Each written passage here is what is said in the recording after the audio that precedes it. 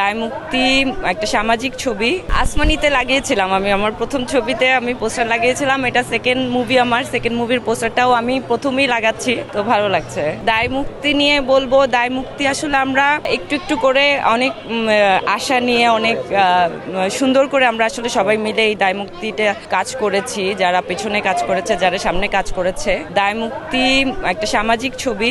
আমি সবাইকে বলবো ছবিটা 7 তারিখে রিলিজ হচ্ছে, অবশ্যই দেখতে আসবেন। আমরা তো এখন থেকে শুরু করলাম, আমাদের মোটামুটি প্রচারণা নিয়ে বেশ ভালো কিছু প্ল্যান আছে।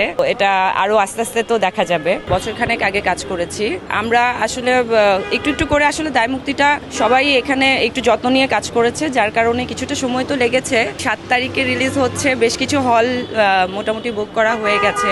আমি এখানে সাইমন ভাইয়া কাজ করেছে আমার সাথে, হায়াত আঙ্কেল কাজ করেছে, তারপরে আর অনেকেই কাজ করেছে। তো আমার ওনাদের সাথে কাজ করার অভিজ্ঞতা খুবই ভালো। হায়াত আঙ্কেলের সাথে আমি প্রথম কাজ করেছি, ওনার সাথে কাজ করার অভিজ্ঞতাও আমার বেশ ভালো। এইটা টোটালি একটা পারিবারিক গল্প, মানে পরিবার নিয়ে গল্প। এটা বৃদ্ধাশ্রমের গল্প।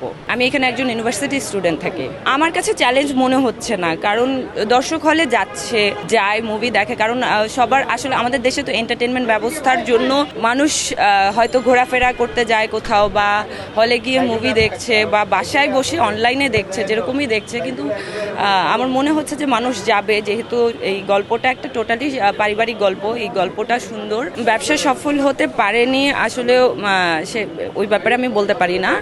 আমার ছবিটা নিয়ে আমি আশাবাদী যে আমরা অবশ্যই সফল হব। দর্শকরা দেখবে, কারণ এখানে ভালো একটা গল্প আছে, বেশ ভালো গুণী কিছু অভিনেতা অভিনেত্রীরা আছে, অবশ্যই এই জন্য দেখবে দর্শক।